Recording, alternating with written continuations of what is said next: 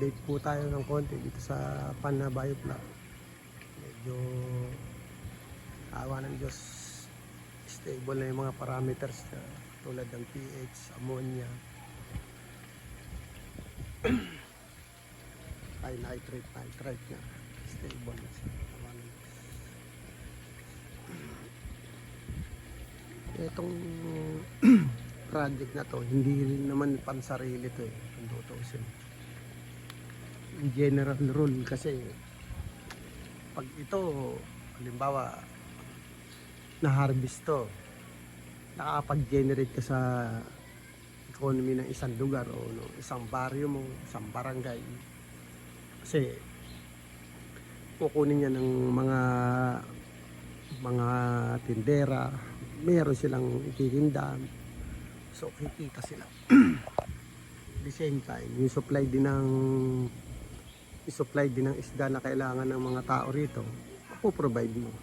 So vice versa rin naman yan.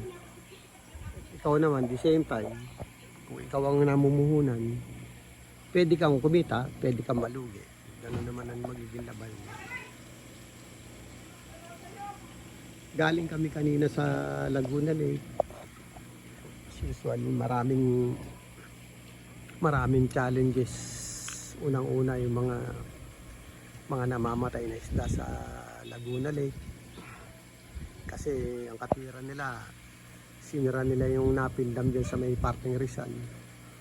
So ang tendency nun, hindi na makapasok yung tubig alat sa Laguna Lake, na isang malaking kawalan pagdating sa kondisyon ng tubig. Kasi pag nakakapasok ang tubig alat, gumaganda yung tubig ng Laguna Lake o lawa ng Laguna. So ako naisip ko lang, kasi bilyon-bilyon na mga ang budget ng DA, Department of Agriculture, under nila ang BIPAR.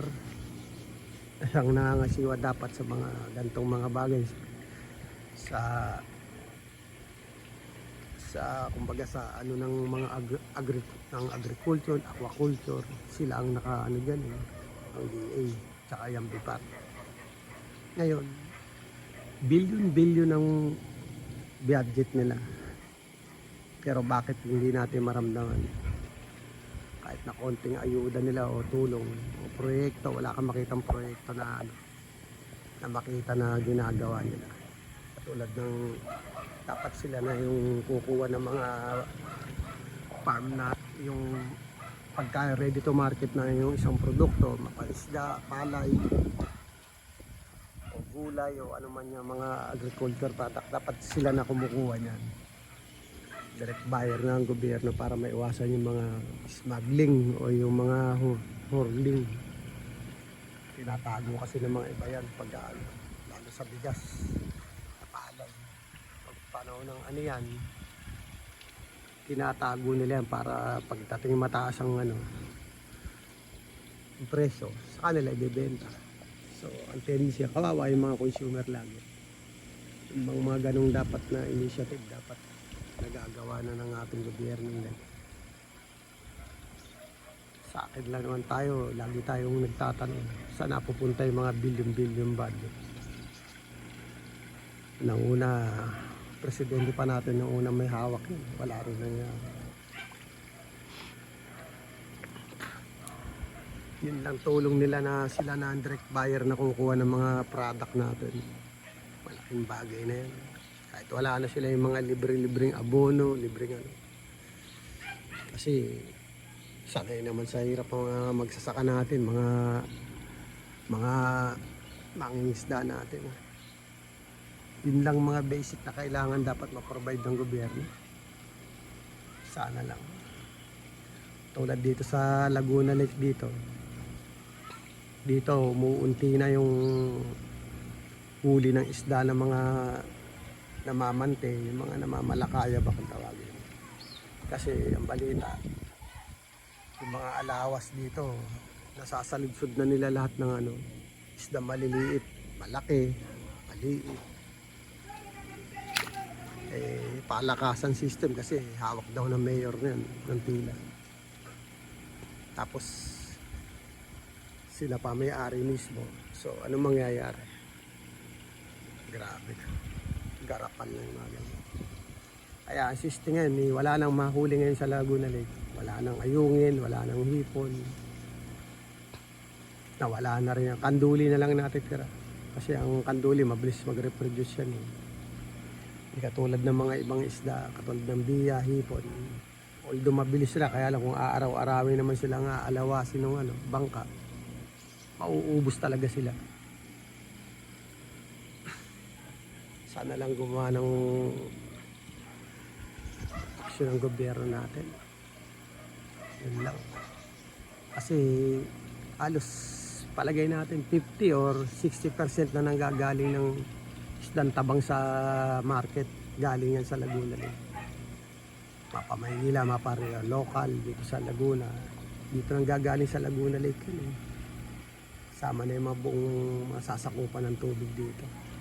Mula dyan sa may Siniluan, papuntang Rizal, dito naman sa Santa Cruz, Pila, Victoria, Bae, Los Baños, Calamba, Muntinlupa. Dito naman sa kabilang ibay sa Talim Island, Alahala. Lahat apektado na yung mga bago pa naman makaharvest yung mga ganyan, katakot-takot na effort din na inaano dahil unang-una kalaban mo dyan yung climate change, iba na yung klima ngayon, tapos bukod pa doon siyempre namumuhunan yung mga katulad namin, tapos pagka madadali na ng piskil. Kaya piskil na isa pa yun. Yung piskil balita dito sa may Kalayaan Power Plant, nagdi-dispose ng toxic waste yan. Bakit pinapayagan ng gobyerno yan? Hindi nila nalaman yung magiging epekto niyan sa mga tao katulad niyan. Halos pag-harvest ka dati, isang taon, ang lalaki na ng isda, 3 kilo. Ngayon, halos dumadalawang taon, hindi lumalaki isda. 1 taon kalahati bago lumaki. Tapos pag minamalas pa, nadaanan ng mga toxic waste na galing sa mga planta na nakatabi palibot ka sa Laguna Lake. Patay pa isda, piskil, kung tawagin. So, hindi naman pwedeng laging ganun. Dapat may karoon ng pagbabago. Sana lang. Yung mga nanunungkulan sa atin sana, kung hindi naman nila kayang gampanan yung tungkulin mo, mas mabuting umalis na lang kayo sa pwesto niyo. Hindi kayang gawin yung trabaho niyo. Hindi kayo maya sa sarili niyo. Hindi kayo maya sa tao, sa sarili niyo na lang.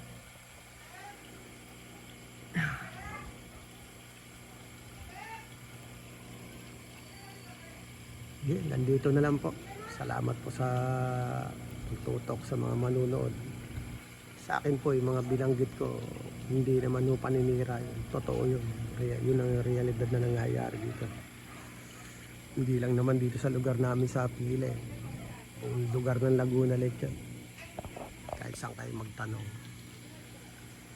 Kaya kami dito, sumusubo kami dito yung tinatawag na bioflak. Baka kung sakali, kasi nga pasama yung tubig dyan sa Laguna Lake. Alternative na lang para kung sakali.